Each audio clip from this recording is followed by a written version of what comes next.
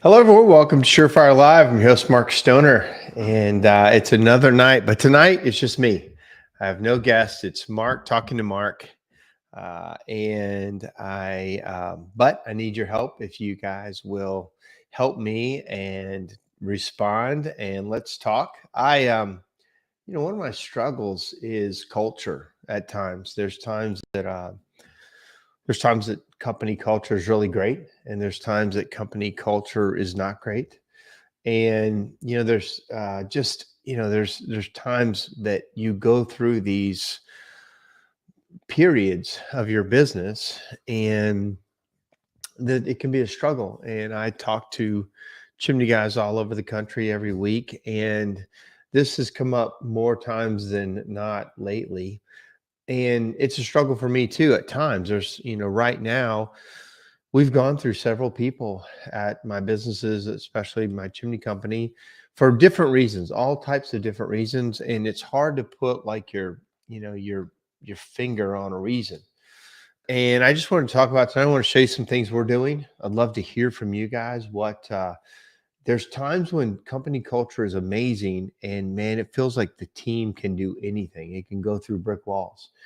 And there's times when it just feels like it's poisonous, and it feels like there's something in the background that is not good. And sometimes as the owner, it's hard to put your finger on it.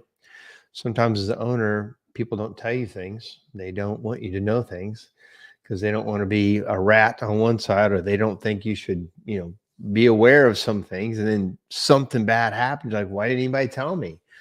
And to me, that's super frustrating as a business owner. I get more pissed that I didn't know about something that I could have done something about, or I could have changed, or whatever. So, like a couple of weeks ago, I lost a guy that was a great guy. Everybody liked him. He was good. He quit because we're a commission based product, and we have, the guy actually was still making pretty good money, but this time of year it's a little slower, and his checks weren't as much as he wanted. And we have all kinds of things in place, but I had no idea that he just quit. He's just like, the money's not enough right now. And I'm like, well, you're getting ready to be in a truck this fall. A couple more months, your money would have almost doubled. You are at the end of the apprenticeship program. And, there's an expectation that he thought it would have happened sooner, but we never set that expectation. We're like, hey, get in our apprenticeship program, and you at the fall, normally about a year process, sometimes it's 2 years, you will run a truck. And he was up for that, and then got upset or something. I have no idea what happened. And next thing I know, the guy's gone. So I'm like, wow, that sucks. And then unfortunately, we had to let go of a guy yesterday or Monday. We found some stuff in his truck that you can't have in my company, and you're gone. It's an instant firing, any of that kind of stuff. And so all that kind of starts to weigh on people. Sometimes they get worried. You know, there's just a thing. So we've also been working with a new product that's only a few weeks old, and I want to show it to you, called Net Promoter Score. And so, hey, I see there's a handful of people gathering. Say hi to me, say something in the comments, say welcome, say something. And then also tonight, it's two-way conversation. And I want people to tell me either what they've seen that works good in other companies, or what they do in their own company. Got the first, hey, hello. Says Facebook user. Not sure who that is, but I'll take it. Thank you. And then Cody Whitwood, my man, says chimney time, baby. Let's get it. I love that. I love when you say that. I have another one. Hey guys, great topic. Thank you. Thank you guys for chiming in. Helps. Makes me make sure I'm talking to somebody, not just myself, which I am talking to myself. So yeah, this is a great topic. And I just want to show you what we're doing. I want to talk about some ideas, and I want to hear back from you guys. Hey, cool, man. You guys are chiming in. Hello, Amber. How are you? Hope you're doing well. Hello, Scott Scraper, my man from Indiana, fellow Hoosier, the motherland. Hope you're doing good up there at Gray Cap. So let's get into this. I'm going to read to you what Net Promoter is. And when my chief financial officer came to me from probably 4 years ago, he said, do you ever do Net Promoter Score? Have you ever heard of Net Promoter Score? And I said, no, I've never heard of it. And he goes, well, it's something that I think we should implement. It only took me 4 years to implement it. So we finally put it in place, but we finally found a system that puts it in place pretty automatically. And I'll talk about that, but I'm not saying this is the answer for everything, but it scoreboards a cool factor in your business that helps everybody kind of rally around what us trying to be better, let's just say. So I'm going to read you what Net Promoter Score is. There's several books on it. So here it is. Net Promoter Score is a market research metric that is based on a single survey question, one question. And it asks questions, their likelihood they would recommend your company or your product or service to a friend or a colleague. The Net Promoter Score is a proprietary instrument developed by Fred Reichheld, who owns the register, blah, blah, blah. Its popularity and broad use have been attributed to its simplicity and transparent methodology. So it's not like we're sending a big survey out. It's not like we're asking you to do a bunch of stuff. We're asking you one thing. Would you recommend this or not? So here's how it works. The NPS assumes a subdivision of respondents into promoters. So you're trying to find people that are promoters for your business. You know who they are. They love you. They tell everybody about you. You wish you had more of those people. And those people it's a 1 to 10 scale. So people who give you a 9 or a 10 are a promoter. Then passives, people who are just, they might not promote you, but they're not going to degrade you. They give you a 7 or an 8. And then detractors, people that are either not going to tell anybody about you or could tell people bad stuff about you, they rank you a 1 to 6. So a 5, for instance, is, to me, that'd be like a lukewarm person. In this world, it's a detractor. They're not only lukewarm, but they might not say something good about you. So our goal is obviously to get 9s and 10s. The Net Promoter Score results from a calculation that involves subtracting the percentage of detractors from the percentage of promoters collected by the survey item. The result of the calculation is typically expressed as an integer rather than a percentage. The core of how likely would you be to recommend question is almost always accompanied by an open-ended why. So they say, would you promote or would you recommend this company? Yes, or, how likely on a scale of 1 to 10, and then question why. That's all there is to the survey. The NPS is typically interpreted and used as an indicator of customer loyalty. In some cases, it's been argued to correlate with revenue growth relative to competitors within the industry. So if you have here's the deal. If people will promote you, you don't have to spend as much marketing. When they promoted you, you know how it is with referrals. When you walk into a house and you've been referred, people are more likely to say yes. When you go to present something that's wrong with the chimney, you've already got a leg up than somebody that's just cold called you off of Google or whatever. So NPS has been widely adopted by Fortune 500 companies and other organizations. Proponents of Net Promoter approach claim the score that can be used to motivate an organization to become more focused on improving products and services. So when it comes to culture, what I'm going to show you is a video I took this morning from my company, and I'm going to show you the scoreboard. And I realize I look like total hell in the morning. I might look like hell tonight, but I look like I just woke up. I've lost quite a bit of weight. I don't know if you've seen, I've lost like 25 pounds. So I feel better, but sometimes it makes you look a little gaunt. So I'm going to show you this video of how we do it, and then I'd like to discuss it. So let me see if I can pull this up. Add to stream. See if I can play it. Hey guys, I wanted to show you the scoreboarding method that we're using at Ashbusters. I'm going to put this right.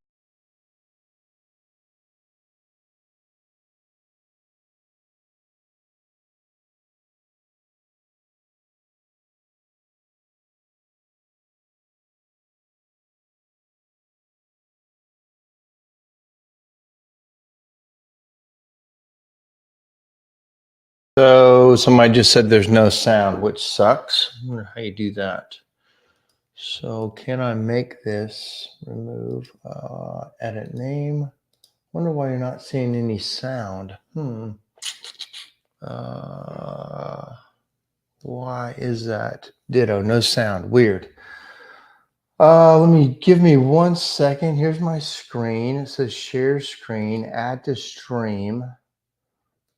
Why don't you hear it? Okay, let me see if can I play it on here.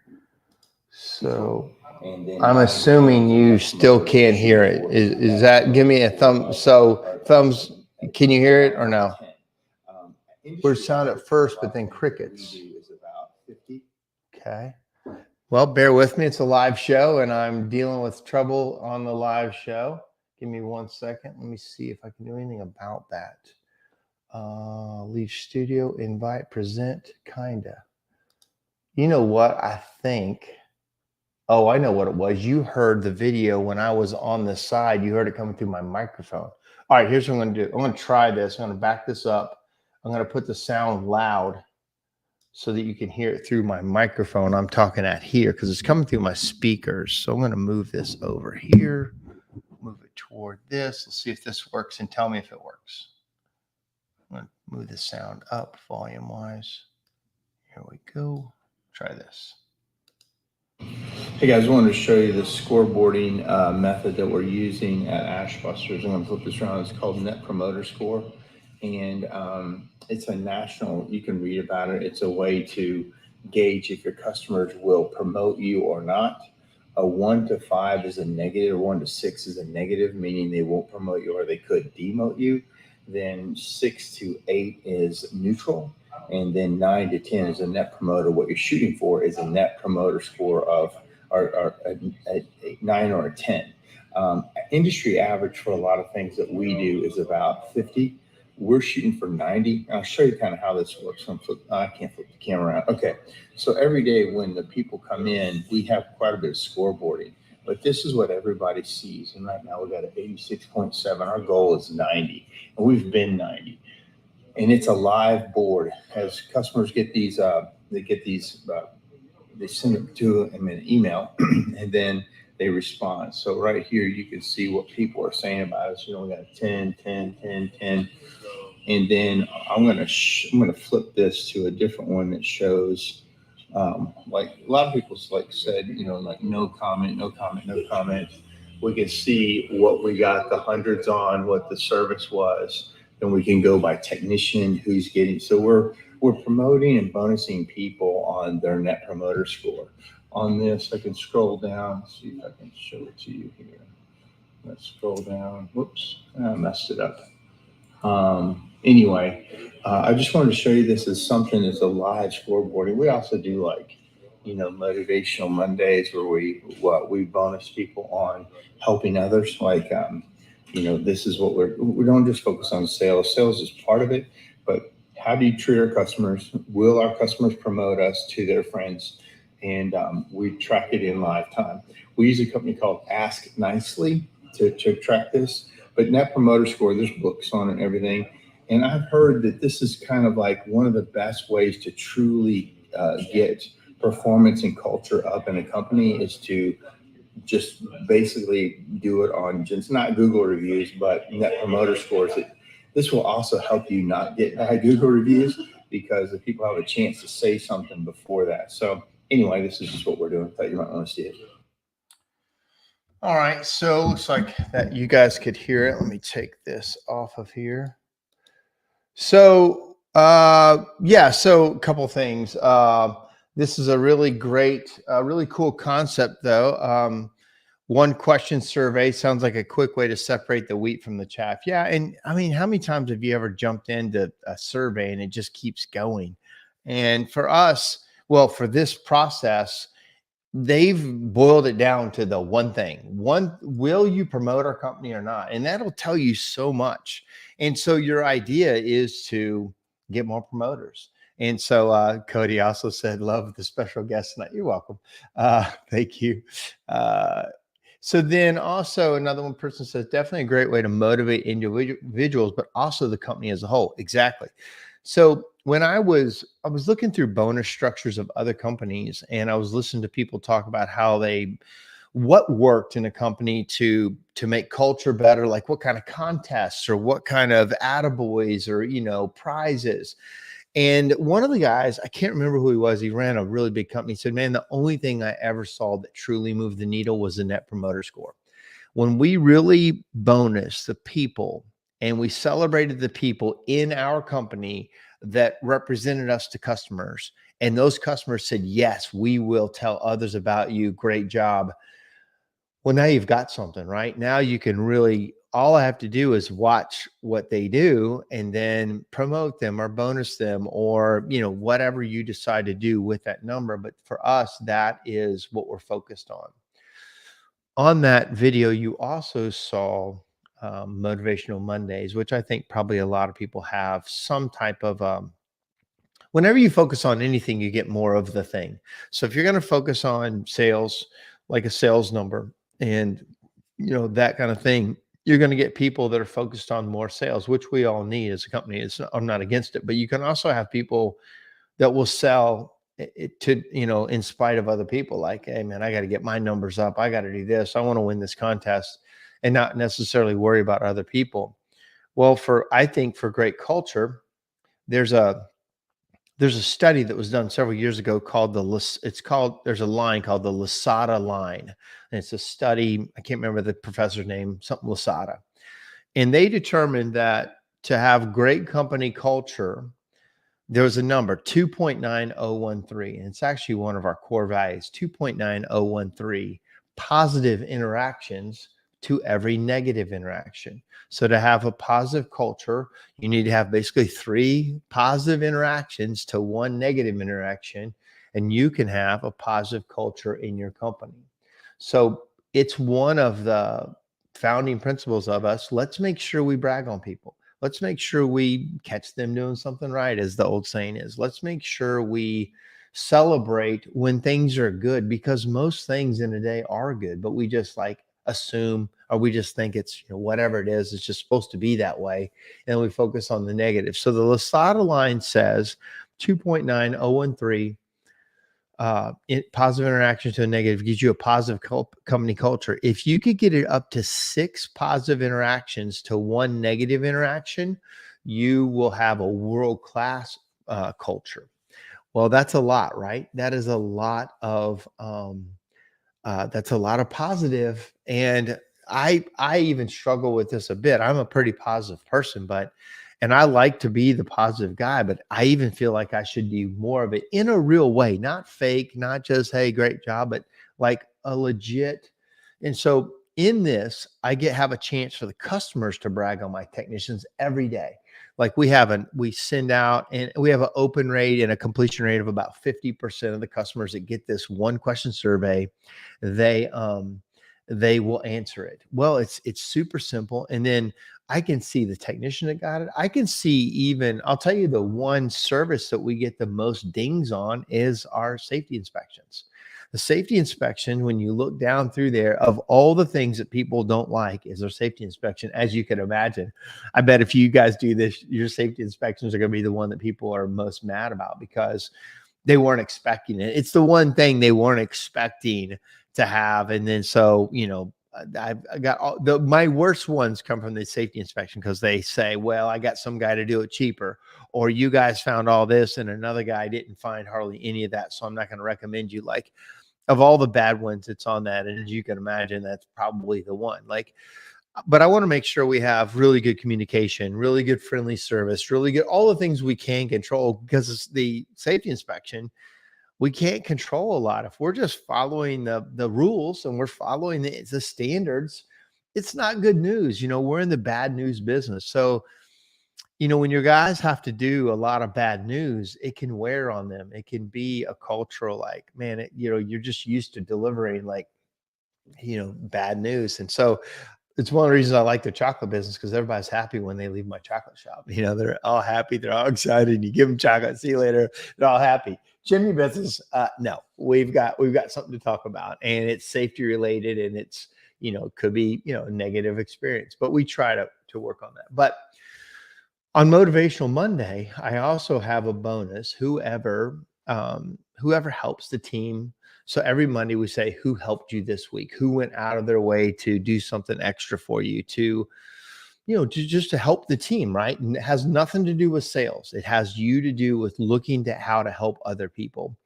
And the person who wins that, I've even given $1,000 away per quarter of the person who is the best at helping others, who says, yes, I'll help you. Yes, I'll come out there. Yes, I'll bring you another camera when yours broke, or I'll bring you a grinder if yours went down, or whatever. I'll give you a hand with that ladder.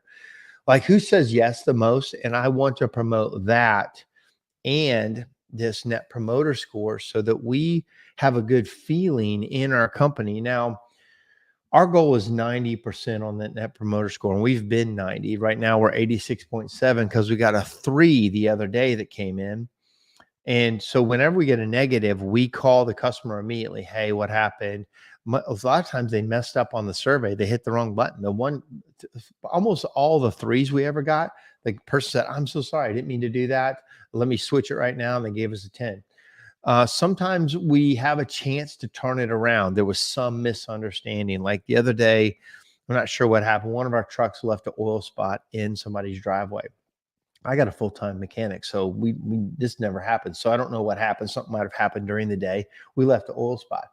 He gave us a 5. Well, that brings the number down. Like, we're watching this number and we're all happy when it's 80, and then boom, it drops down. Like, one bad score will bring you down like that.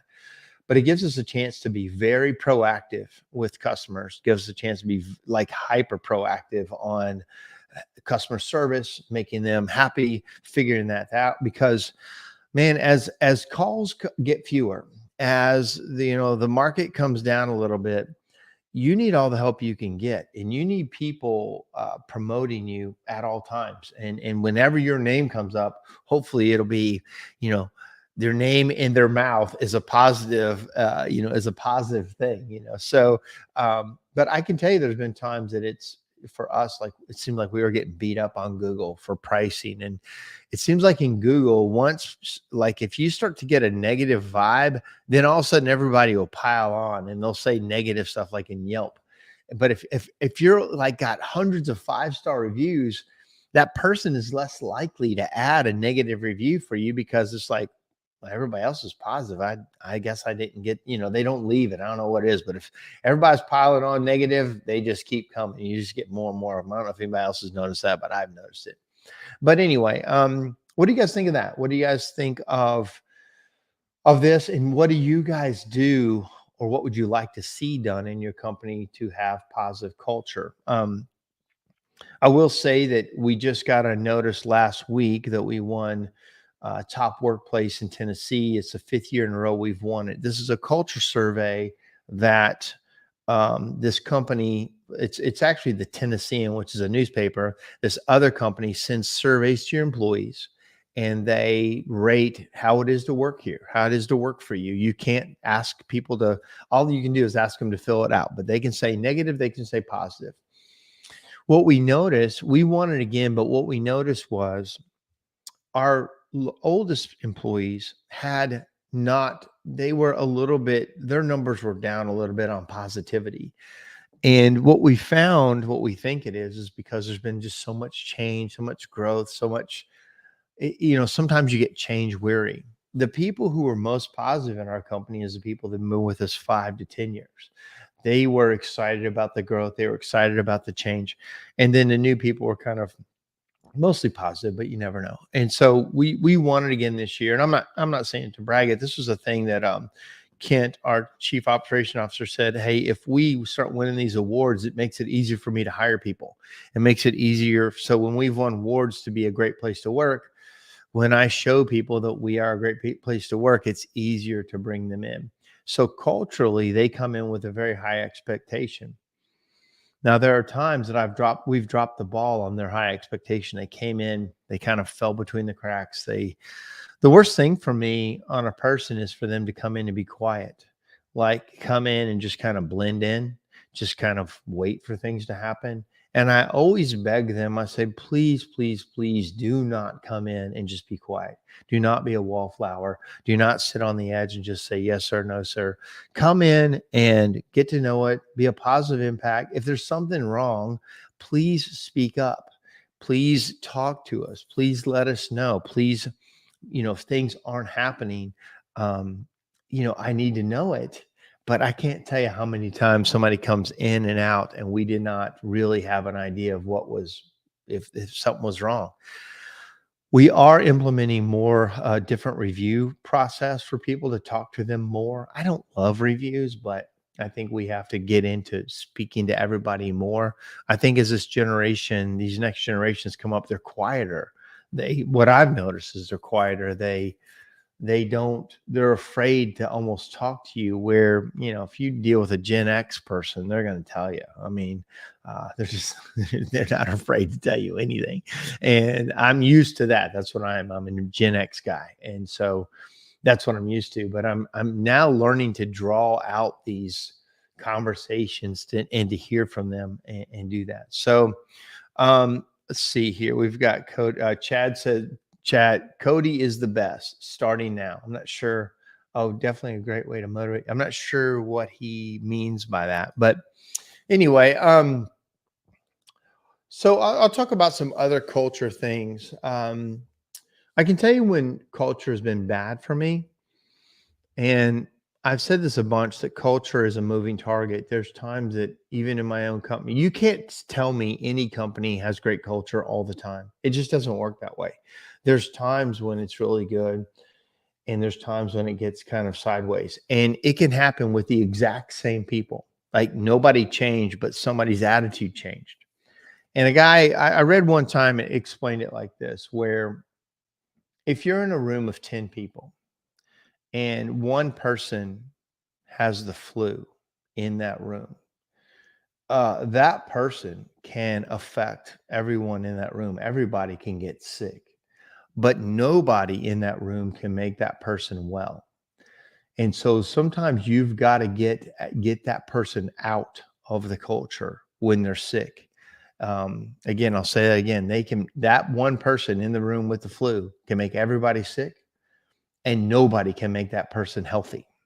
So it's something that I've learned. If somebody is a bad culture fit, sometimes it's just a time in their life, but when they're not a good culture fit, that's as bad as any other problem. If they're making everybody sick, you got to get them out of there. And recently I had a guy that was starting to make some people sick. What was weird is some people start to get real cocky as they get more comfortable and as they get more knowledge. So you pour into people, they knew nothing when they came with you. And you start pouring into them and pouring into them and pouring into them, send them classes and courses and bring people in, and they start to become more of an expert, more of an expert. And you want that.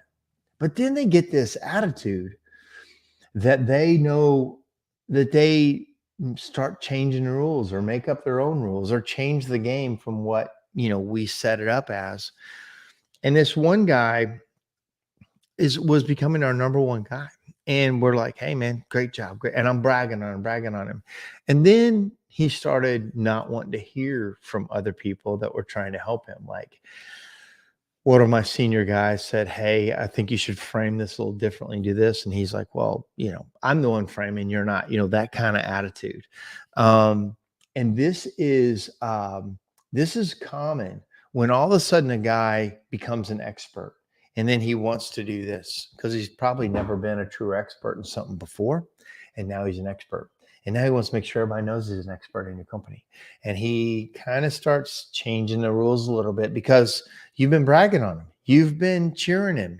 And then everybody's seeing him cheering. But then all of a sudden there's this little twist in there that they feel like they know more than you or the owner. And they may be more of an expert, but there's a humbleness that has to come with it. And for me as a leader, I have to make sure they remember that. Like, hey, I want you to be amazing. I want this, but make sure you don't, get too big for your britches. And that's what happened with this guy. I had to let go. He started, and this happened. It happens. It's like torture genius is what we call it. All of a sudden we have a guy that's a torture genius in the company. He's amazing. And now it's torture to work here because he's so much above everybody. And so it's torture genius problem. Make sure you're not the torture genius. If you're listening, make sure that you remember kind of that you knew nothing coming in sometimes, and now you're an expert, but make sure that that's in balance or you'll tip over the apple cart. Nicholas says this: typically the guys won't say anything to the lead tech, won't say anything to management, but when I speak to them one on one, they tell me all the problems. I usually have to guess on instinct who to talk to. Yeah. Well, that's a good leadership thing, Nicholas. Nick, Nicholas, that your intuitiveness and your sensitivity to your people is very important. And I can feel that too. Like the other day, I lost a guy at the powder coat company, and I could tell as soon as I started talking to him because he'd been reading books and he was one of the work release guys, but he was out. And this is always a dangerous time for them when they get out of the jail, but now they're starting to work and they're on their own. He wouldn't look at me. He wouldn't look me in the eye. When I told him about things I was about to do, I was going to get him another book to read and build him up. He kept looking down. I'm like, that's there's something not right with this conversation. I can feel it. And so, Nick, to your point, you do have to feel it. All you have to do is watch how they look at you. If they look at you and look down, there's something wrong. If they keep looking at you, smiling or totally engaged, they're fine. But if you look at them and they look down a lot, or they look away, that's a great signal that they've got something on their mind that you probably need to talk to them. Here's another person says, it is best to remember that it was our first day sometime in our career. No need to put down other people. Yeah, absolutely. That's a great point. To me, I'm still learning. I love to learn. I love to ask questions and learn from others. And, but that's a great point. Yeah. Especially when you become the expert. And, the other thing that happens is revisionist history. Like some of my old heads are like, oh, back in the day, it was, I did everything barefooted and, with one arm tied behind my back compared to you guys. And it was so much harder than it is now. Like I really smashed that down because I'm like, man, it's harder now because we do so many more services. We have so much more complex jobs. We have so much more paperwork to do. And as Dennis Dobbs spoke last week, our main job used to be make sure the chimney doesn't have any creosote in it. That was creosote dangerous, no creosote safe. That was literally almost the end of our process. Oh, it's all clean. Don't worry about anything else. It's clean. Well, now that's a small part of the safety inspection. That's a small part of the standard that we go to. So, and then our jobs were so much different. I remember we used to do a $5,000 job and that was a big job. And now, shoot, that's nothing. A $5,000 job is just a half day small job. We better be doing $5,000 jobs, right? It's just so different. So you got to watch your older guys feeling like they were greater than the newer guys. To this person's point, it was your first day too, and you weren't that awesome back then anyway. I was probably carrying you back then too, and I bolstered you up so you don't remember how bad it was for you and all the mistakes you made because I covered them up, fixed them, patched you up, taped you up, got you back in the game, smacked you, on the back of the shoulder, said, man, get back in there. We'll do it again. And they kind of forget that, got somebody saying, hey buddy, not sure. Facebook's not showing me who this is. So I'll say, hey buddy back. So yeah, I think, so let's talk culture. Let's stay on the thing of culture, what works and what doesn't. I was talking to my friend Sam Lawton, and I talked about this on my podcast this week.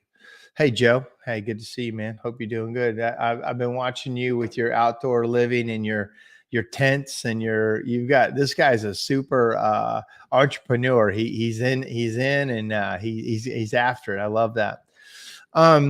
So golly, I just lost what I was going to say. If somebody can remember what I was talking about. It was culture.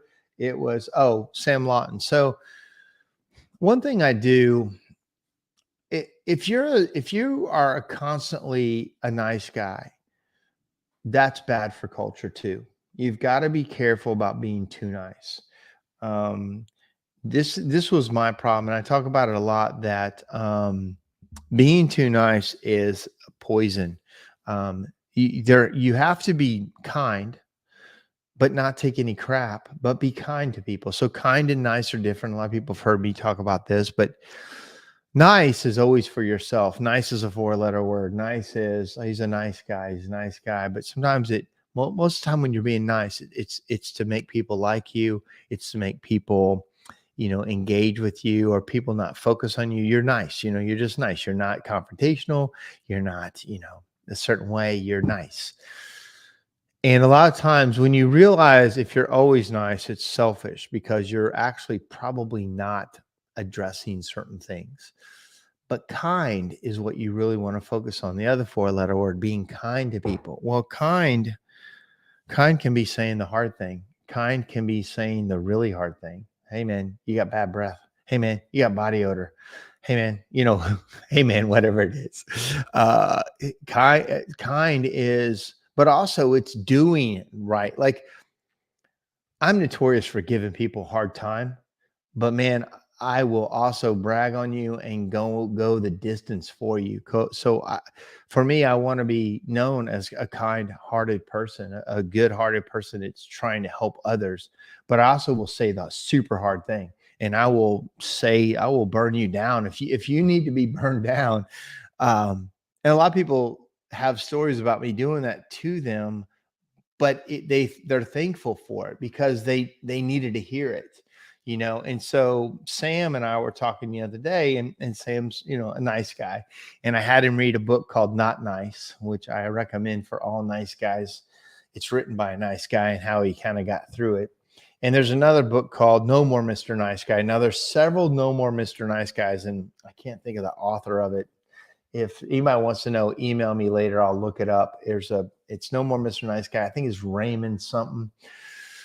And I learned a lot from reading those books. But with Sam, I said one of the things that we mess up that I hear is the shit sandwich way to talk to people, and you start with something nice and then you deliver the bad news in the middle.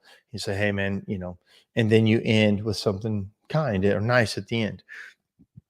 And I hate that. I hate that method because it buries sometimes what really needs to be said. So here's what I said. I said, if you need to deliver good news, you end on whatever it is you need to deliver. So if you need to deliver good news, make sure you end with good news. You might say something hard at the beginning, but if you want to make sure that they understand that they did something great or you need to brag on them, you end on that. Don't circle it back around, but yeah, you still got to work on this, but man, great job. Like, don't do that.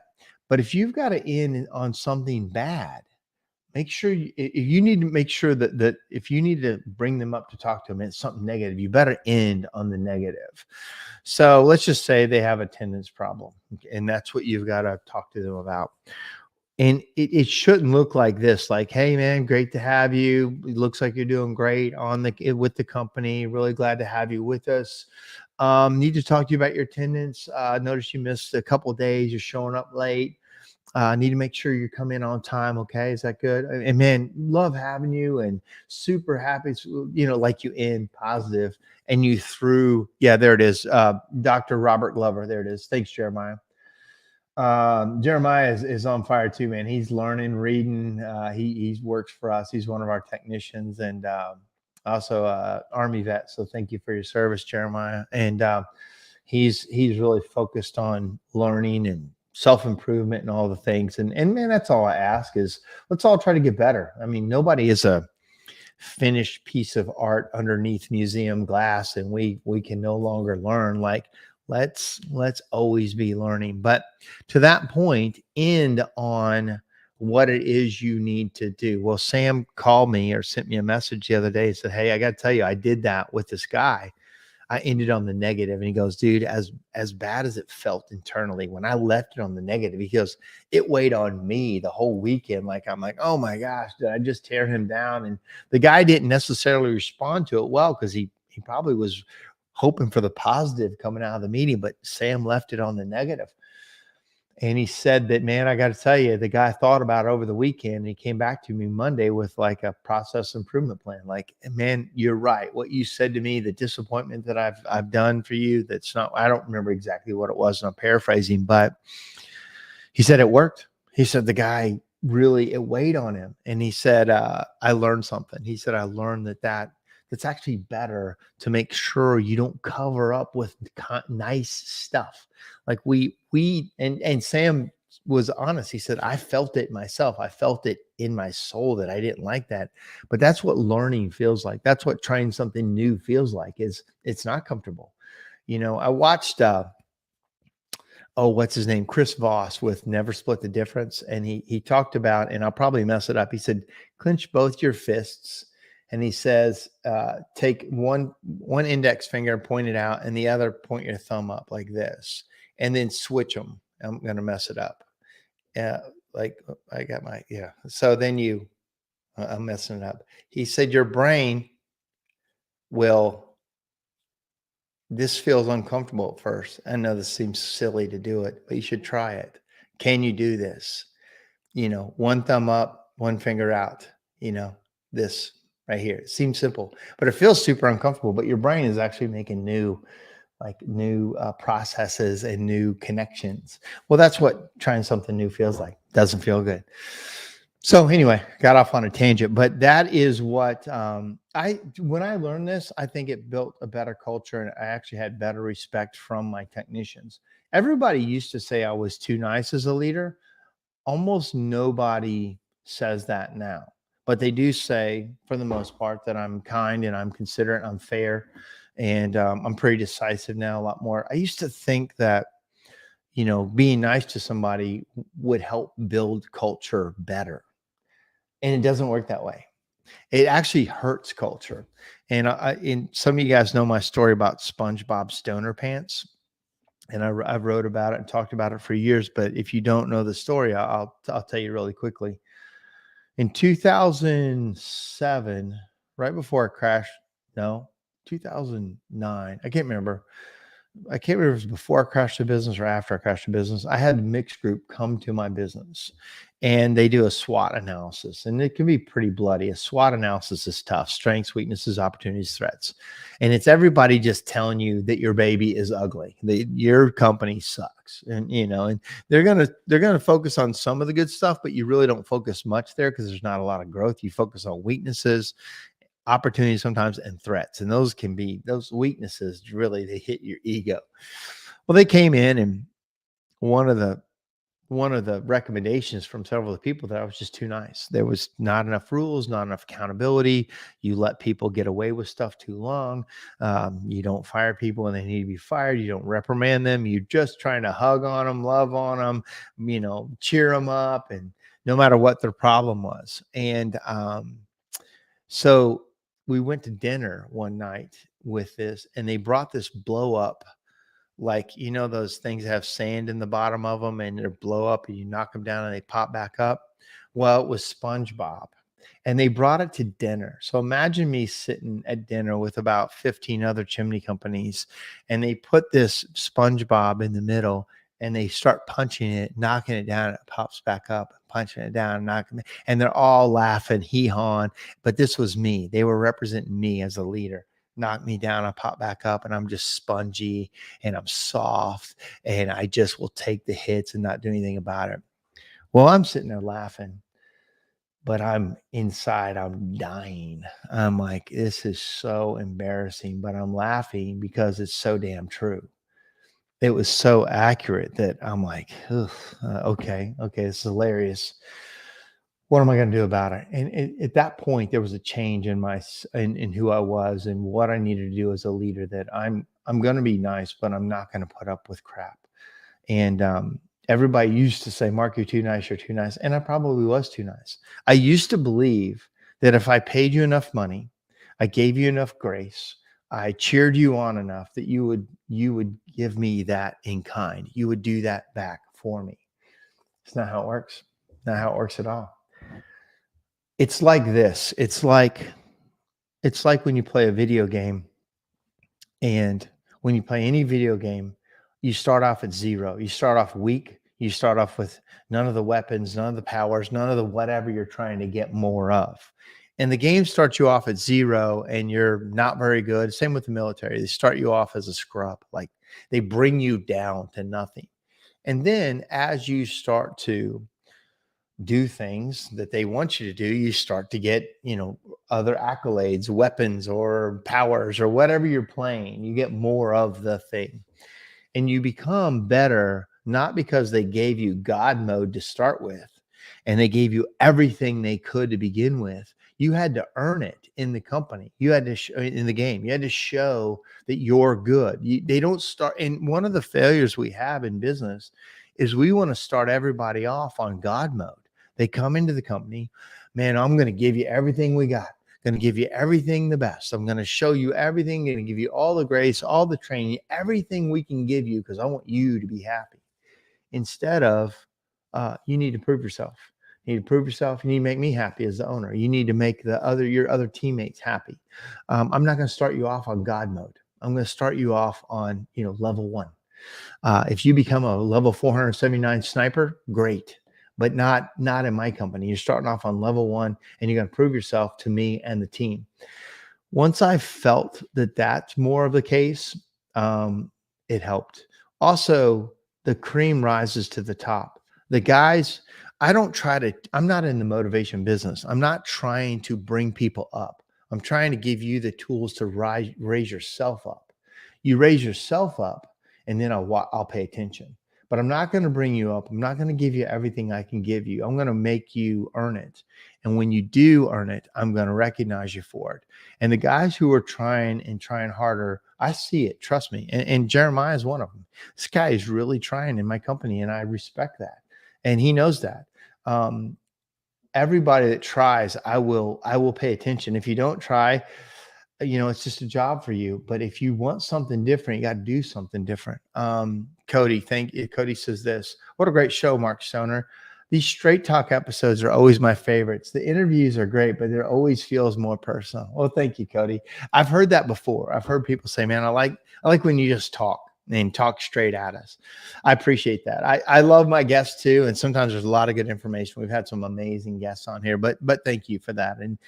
And sometimes it does help me get into it, because most of the time I'm just asking questions and I'm listening. I'm asking questions for the audience so we can draw as much out of the guest as I can. And I don't want to do a lot of talking. I might add a little flavor to it. But in this, it's just me talking as a business owner to you guys, or as just straight guy to guy. So thank you for that. But for me, and you as a leader, this is not a natural. To me, this is a learned thing. This was not natural. My brother is a colonel in the military, and he's graduating war college in July, which is the highest level that you can go to education in the country for the military. All levels of all branches of service, their highest people go to war college. All the colonels, multi-star colonels, everybody, generals, I should say, and they go to these schools. And my brother was just naturally better leader. And man, when he's out there, his guys respect him, but he's tough. I'll say this, he's an asshole, but man, the guys love him because he will do that. Well, for me, it was always, let me be your friend first. And then, I don't want to have to be your boss. I don't want to be your boss. I never wanted to be a boss. I wanted to be your friend first. And then if I got to be your boss, then hopefully you'll be my friend, and there won't be a lot of bossing going around. Well, that doesn't work with employees and blue collar guys that need leadership. Friends are not necessarily great leaders. So to be a great leader, to have a bunch of people following you, when your words have to matter, when you talk to people, and when you say something, when you build into them, it needs to be, like, one, very real, but two, relevant to building into them. And I have these talks all the time. I love them. To Cody's point, one of my favorite things is to build into someone. I had a meeting yesterday with a tree service. There was a lady that put together a small meeting she's like a networker, and she's a business coach. And she said, Mark, could you come talk to this guy that's got a brand new tree service? And then another guy had a candy company. Another guy was a custom home builder. And we sat there and talked. But this guy was trying to build a service company. And I was super real with him. I'm like, what's the plan? He's like, I like to add a truck, or, I want to add a couple trucks. I'm like, that's not a plan.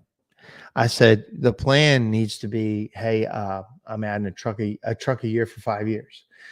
Need to know I went into coaching mode, not trying to be your friend mode and just whatever you say is okay mode. That's what a lot of friends do, right? They, friends just, they don't want to say something hard to somebody or be controversial. But I found my best friends will tell me the hard stuff. My best friends, my most trusted people will say the hard thing. That's being kind. Why is being kind not saying the hard thing? And we've got this backwards in our culture. Like we now, when you're direct with somebody, that's being mean, or worse, being violent. To me, that's the biggest problem we have. We can't speak clearly to each other without offending someone. And that's a poison. And you can't have that in my company. We got to speak direct. We got to speak real, because that's how I know you care about me, is tell me the hard thing. Like the other stuff is almost fake. Here's another. It says, that's my biggest problem. I try to be a friend and help them. Thanks for sharing this with us. There's nothing wrong with being a friend, but not when you're the leader of the company, right? When you're the leader and they're in your stewardship, you've got to be the leader. You being the friend is not nearly as important. Like being liked is not as important as being respected. And being respected is a whole different set of parameters. Being liked should be your last worry. Now, of course, everybody wants to be liked. We're humans. Typically, we want to be liked, but it should not be your first concern. Later, when I really get to know somebody, I want them to like me and I want to like them, but it's not totally a prerequisite. I need you to respect me. I need you to respect the people around us and the team. And if you're not that, then can't work here. Or if you need some help learning what that is, sometimes they need that. That's what leadership looks like.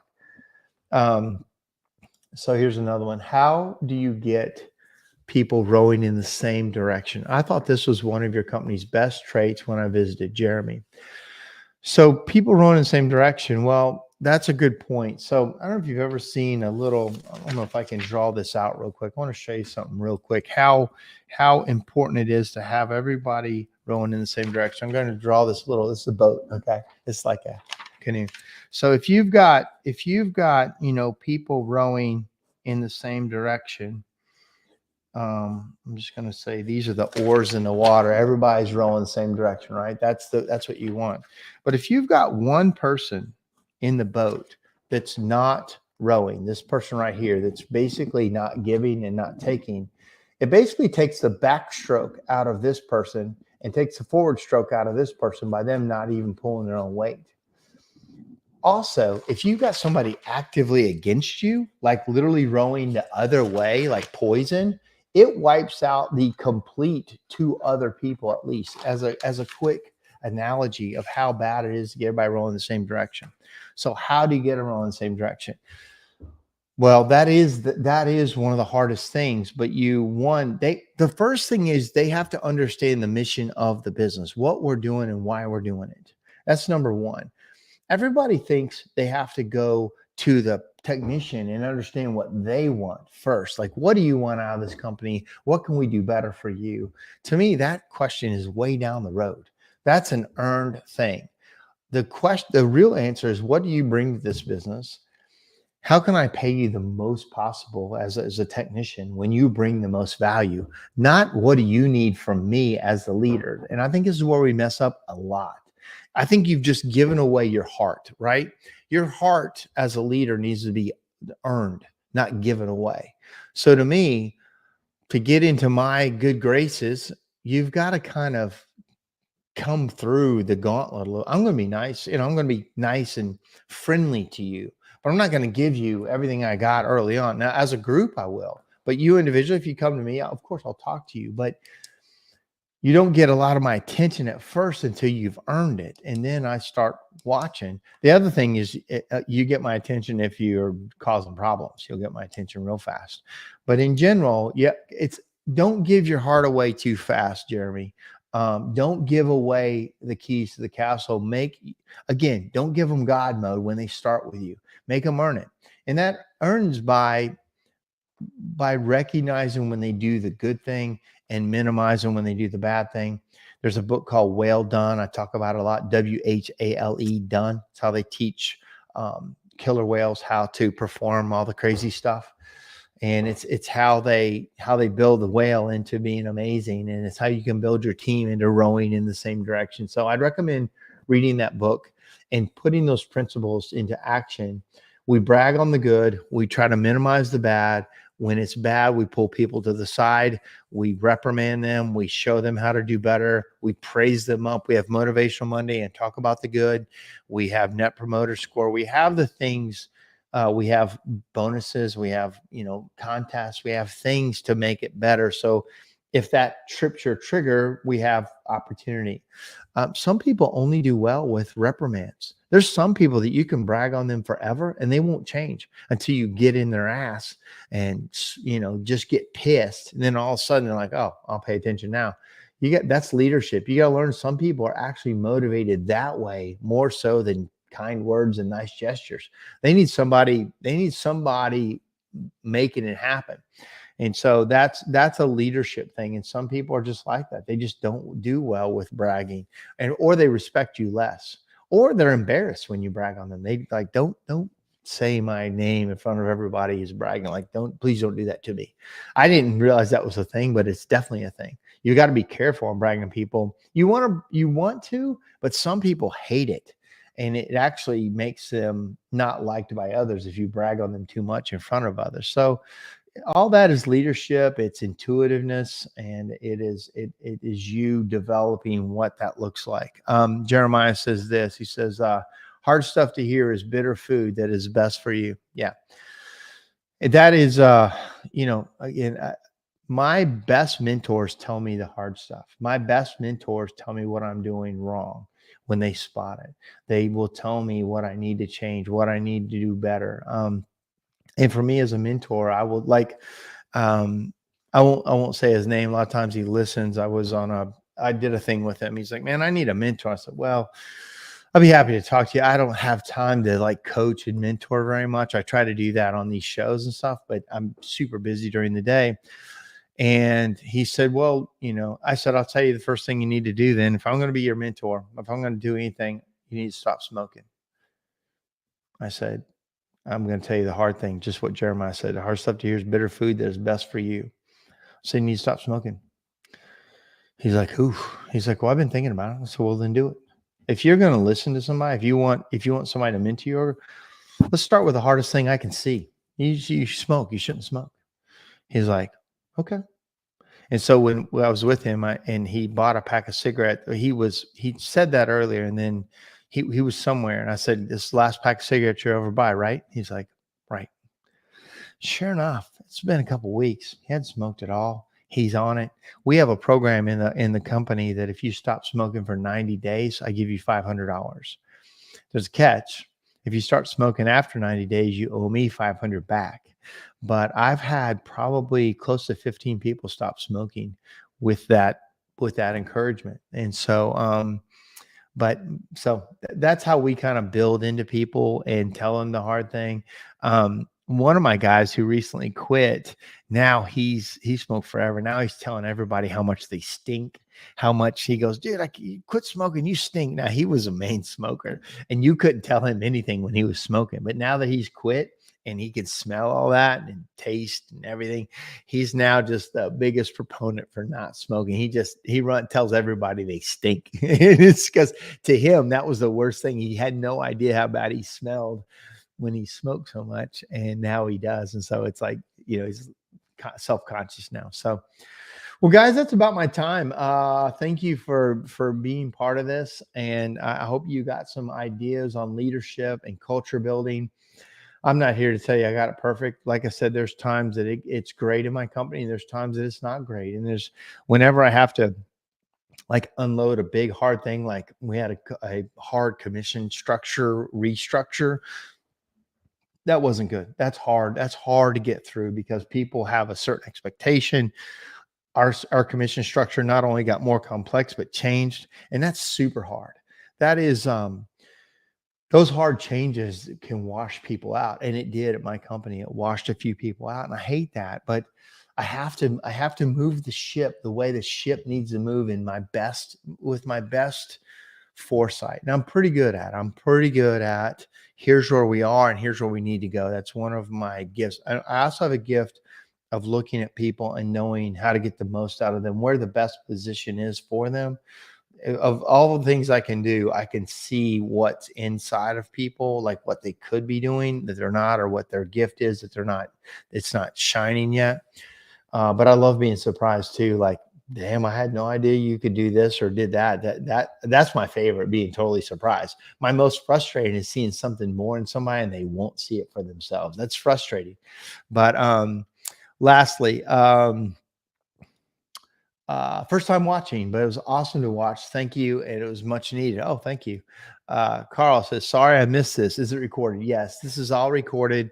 If you're watching on any of the Facebook pages, you can go back in the feed and play it, and it'll be recorded in all the Facebook pages. So I'm glad you guys liked it. All right, guys, in a couple of weeks, I don't think next week, but the week after, I'm going to have John Caesar on. He's it's not president anymore of CSI. It's the chairman-elect. He's the new chairman-elect for CSIA. And we've been working for years on a new building, for a very long time, over 10 years on a new building. Finally, all the pieces fell into place, and they've got such a cool new facility being built on a piece of land that was bought when the initial people bought the land. They bought like a double lot, and forever there's been one building, and now there's getting ready to be a state-of-the-art teaching facility up there in Indiana for more classroom and technical and state-of-the-art computer systems and everything. And then on the other side, they're going to take that whole building and make it a hands-on training, like a dirty room where you could do, you can wash the floors, you can do more hands-on. So it's super exciting what's coming, and he's going to talk about that and probably see some visuals of what's being built. So it's very exciting. All right, guys, that's my time. I hope you have a good night, and we'll talk to you soon. Bye. Oh, this is real quickly. I'm offering one of my guys $500 tomorrow after 90 days if he stops smoking. Great idea. Do it. But the catch is he owes you the 500 back if he starts smoking later. And you have to make a decision if vaping is okay or not. I typically will let them vape for 30 more days if they need to. And then they got to get off that too. So the idea is just to stop. All right, guys, that's my time. Talk to you soon. Bye.